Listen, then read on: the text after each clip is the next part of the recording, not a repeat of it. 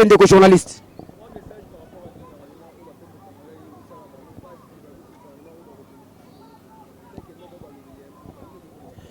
Mwana mboka mutu asalaka théâtre babenga ye mutu a théâtre.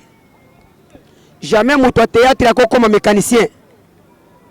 Yango tolobaka botika théâtre na bato basala théâtre, musique botika lango ba musicien, maçon botika lango na ba maçon, maçonnerie plutôt, politique pe botika lango na ba politicien. Soki oza mutu tanga ka ko sala lipa. Okomi mutu akoyema nzembo ozana difficulté parce que métier na ye eza ko sala pata mapa. Et loko ezoka musabiso na Congo, mutu ako atekaka ba journal na balabala. Aotambusa ba journal, lobi nango ba benye président. Mutu atikala na kokama même boutique ya pamba te. Mutu atikala kozala même pas chef du quartier, même pas chef de la rue. Na mbala kataka boko monsieur président, boko za na ba difficulté na ba dimension nyonso. Yami balende konangai. Tango bazo ba ke makambo etali bato ya théâtre. Na théâtre kuna zaka koseka. C'est-à-dire avec cet régime de monsieur Tshilombo, mon cher ami, je dis ça aux Congolais, partout où vous êtes, n'attendez rien. Quand on nomme 85% des ministères, les gens de même tribu avec M. Tshilombo, vous croyez qu'ils viennent là pour faire quoi? Mais ils sont là pour voler.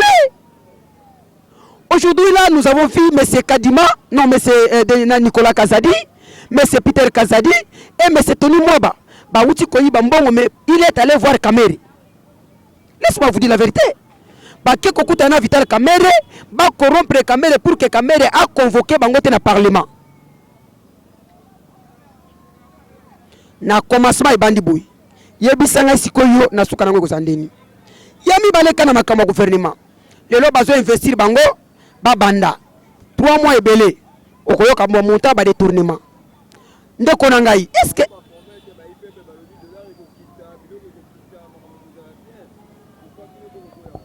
na kela si balaki sanga baloba na ngai tel père tel fils. Tshisekedi nous a promis pas 10 ans passé que je ferai la RDC l'Allemagne d'Afrique. Asala yango le RDC comme poubelle d'Afrique. Tshisekedi aloba na biso awa c'est le peuple d'abord. Mais le comme c'est la mort d'abord. Tshisekedi alobi na mais non tika to la vérité. Tika to la vérité. Tshisekedi aloba kisalume banda. Mais le tomoni kisalume foi. Et puis yebisanga siko bana oyo bazobima na michopo na ye. Ba osa musala. Mon cher ami, je te dis ba politicien ya Congo surtout oyo miyibi toyebi bango. Ngala lingaka muto za la cohérent. Muto za la droit, muto za la décisif. Le quoi mo konzi o biso to telemeli awa o to votaka na Sambula na kombo ya Martin Fayulu Madidi. Ye o na ye tikala o ina ye petit kalaka i ata basali rien va changer. Aujourd'hui là nous avons 26 provinces et dans ces 26 provinces nous avons 54 ministères. Dis-moi dans tous les 26 provinces est-ce que bangono sont ministère 31 ministères et en Mboujmaï 11 ministères et en Équateur 9 ministères et en Nord Kivu et puis 3 ministères et en Congo central. Province à Kwango, ministre Azate. Province à Maïnombe, non plus. Province à Sakuru et Maniama, non. C'est-à-dire que M. Tshilombo a écarté ma province sur les assos de la Congo. Tout ça a lancé un message dire il y a quoi bisa bande ko na biso ba Congolais ngonga ekoki to lamuka. Bana mboka soki to telemi Tshisekedi azali na AIOT ya koloba liboso ya biso peuple. Parce que le premier armée de la République c'est le peuple. Le nom M. Antoine a même biso tribalisme jusqu'au dernier degré. Nous sommes pona ko affaiblir bato ba telemela yete. Yango moni a komi koyela biso slogan mensongère. Ya koloba ke papa, quelle constitution parlez-vous? Quelle constitution parlez-vous? Tu sais que si tu oses le temps, tu verras que ce pays ne t'appartient pas. Voyez comme tu le fais, donc on met ça dans le ça sala ba distraction ndenge mesala ko sala, mais les seules choses avec rigueur, ne touchez pas à ma constitution. Le jour où tu oseras de toucher la constitution, ça sera ton départ. Mais c'est tu sais que je regarde avec mes dossiers. Le jour où tu oseras de toucher la constitution de ce pays, ça sera ton départ, monsieur. Tozana méchant et ma casse. Tu sais qui a commis quoi ça biso ma constitution? Est-ce que comme mata dollar, ezali kama constitution? Est-ce que kokufa bato est ezali kama constitution? Est-ce que makambu oyo bato baza koyiba mbongo ezali kama constitution? Le problème est clair. Ceux qui beaucoup quitté, tika pouvoir na bato baza compétent, ba kamba mboka pour que Congo kende liboso. Alors mwana mboka, biso toyebisi bango boye. Tshisekedi azomela biso article 217 ya constitution. Article 217 nulle part elobi ke mboka na biso ekoko kabola patrimoine ya mabele. Biso tozongisi na article 219. Balobi boye mboka oyo eza na bitumba. To eza en état d'urgence, to eza en état de guerre, tous les deux chambres baza ko se convenir de pona ko siéger mboka wana bakoki ko bouger constitution te. Vrai ou faux, la RDC est en guerre. Vrai ou faux, la RDC est en état d'urgence. Et vrai ou faux, la RDC est en état de siège. Mais ce Tshisekedi ne s'en souvient pas de Bunagana que les Burundais ont confisqué. Tu le voulais, papa, Ogomona Bulumbu Akoba. Na yango bandeko na ngai ya kolobebeleza te na moni bitulu kwa bato batelemi awa pona ko lancer message. Le seul message to bichi Tshisekedi papa ouf ura advienne que pourra okoya e yanango. Bonjour mbote. Message naza nango boy. Vraiment tozo regretter ma casse. Ndenge mboko ezotambola. Mboko ezotambola mabe makasi. Ta lipa na ndenge komi lipa o 500. Lipa o 500 mwana ta ya 2 ans akolia kotonda te. Vraiment ekola fufu cher. Masangu cher. Biso ba mama tozo teka tozo retrouver te. Bana classe toko futela bango nini, bandoko bato toko futa na nini, eloko moko ezate. Bana ndenge baso tanga classe, to mona pas to souffrir to bana batanga classe, misala ezate. Misala ezate na bana classe, misala ezate. Vraiment mboko ezotambola te papa. Soki ozo koka mboka o te, papa akende na yo. To lembi papa, to lembi. To koka te, tozo retrouver te. Tozo retrouver te. Nga nazokamwa mingi na mboko oyo. Nazokamwa mingi Président Fayulu. Nga nazokamwa mingi nayebi kokolwa na yo na bavie na biso yo za mwana kisasa oyo. Mais pourquoi ozotika biso boye tokufaka na se nzete? Yanga nazoloba gouvernement oyo ebimi. Yebaka bien gouvernement oyo déjà bazinga biso depuis kala depuis 1950. Donc bato bakota na Congo baza bandeko na biso te o bazwa république kala. Bazwa république o lelo te toza en otage. Ata gouvernement basali oyo. Eza baza ba congolais te. Nga na yebi baba congolais te. Pourquoi élection bokendaki bolo balobi ke to kendaka élection a changa. Moya yoyeba identité ezate. Moya yoyeba mboka ezate. Ye moko président de la République alobi to kendaka a changa. Pona nini? Pona vérité bana ba yeba te vérité. Vérité bomba na Congo. Vérité bomba na Congo balingo loba vérité te bana ba yeba ndenge nini? Recensement ezate. Kaka mboka tozaka na désordre. Donc maintenant on comprend te au juste okende wapi. Mais gouvernement wana basali nzembo kaka wana kamio akala kaka bapakula couleur. Mais tozo linga nini bapakula couleur pardon papa. Bapakula couleur. Bamiyibi bayoka sonité.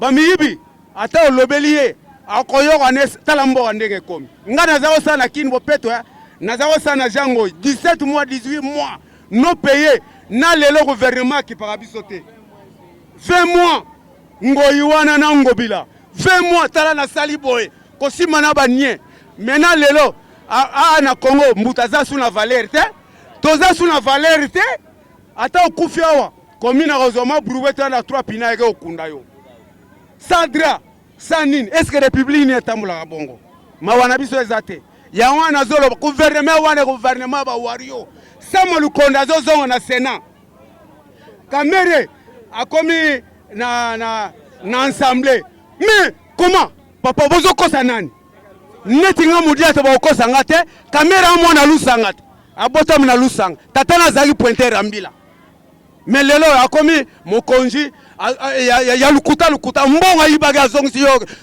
tilom mbongo Kamera ayibage azongisi bozo tromper nani nasuki wa journaliste ngana Abidjan en tout cas na regretté mingi na ebité mais c'est Fatima Kambo ya zo sala na mboko so ga trouver normal est-ce que vraiment yé na mboko yo Kabila ya bengaki moyibi Kabila tike te ya verni na combien na 400 francs pamba mais lelo te ya verni comme 1200 yo ti lombo vandisi matama na ndaku na yo na mwasi na yo omona biso ba civil na oyeba ngo pe tozo préparer le guerre civile contre yo tokoyela yo tozo buka non po ya manjil tozo buka ngo totalo nzela poto yo koma okende oliaka mbonga ba congolais la pati biso to kembaka na ba moyi to sufaka tozo buka ngo to kata yo moya ko lekeza lo sute mbote bana mboka na ye awa pona ko tali sabino degré ya distraction oyo Chilombo azali koyela biso na bato na ye na ba colite na ye eloko motu ya koyeba ndeko na ngai ezali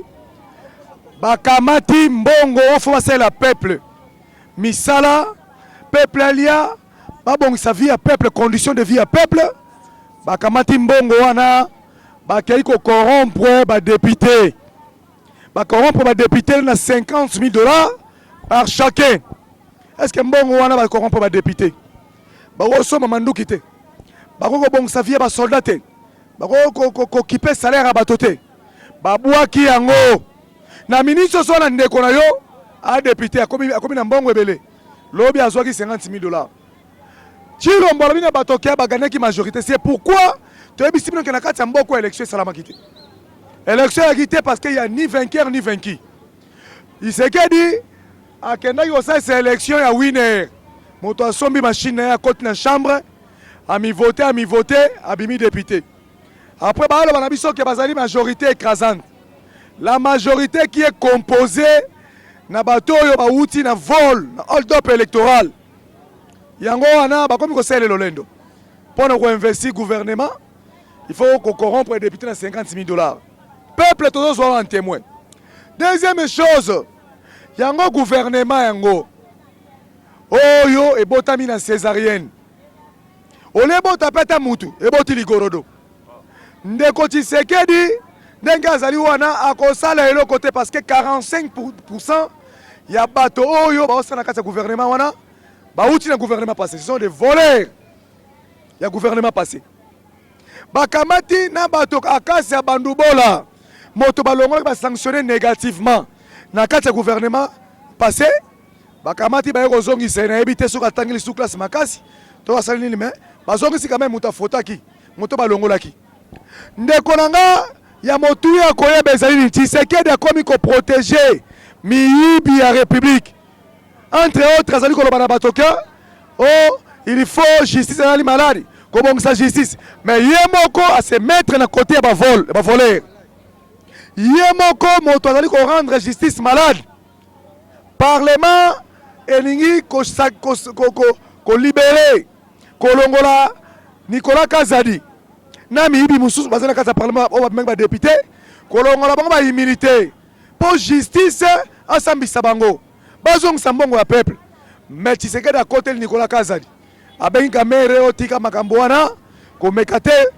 kobenga lisusu Nicolas Kazadi tika eleka kaka bongo bande konanga gouvernement ya bato oyo bazali koyokana te bakoseka na mbebo mais na motema balingani te moto kosala pour l'intérêt ya mboka azali te nde bazali wana poste oyo lakai muninga azwi yango te yo kanisi akondima kesa na poste ya sepe nango te akosala na motema mbe na contre cœur donc gouvernement ezali ya toka mbongo leka parce que loka malonga esalama te mais motu ya ndeko linga yebisa yo boto ali kokebisa bato ya IDPS tolobi na bango ne touchez pas à ma constitution osali mandat na yo une seule fois renouvelable kanga bisaka sali ni kende. Mais soki Tshisekedi akomona ke ye akomi lokola Mobutu a s'éterniser na pouvoir. Ye lokola baloba ke bakosala remise et reprise na Nzambe. Lokola baloba ke nana yebisi bino ke Tshisekedi akosala mandat mibale sila kei. Tolobi na bango bakokosana. Biso peuple notamment oya Lamuka. To bandi déjà éveil à conscience collective. Nansi bomona ki dimanche awa, to sala ki avec un monde plein. To ali kotambola siko ba district nyonso. Ba district nyonso il faut Lamuka. Tango to ko banda makambo pa opesi mbwa boys. To ebisi Tshisekedi bo. Lamba na osala nini? Lia. Mais soki osimbi constitution okomona biso na nzela na okomona bolumbu ya nkoba.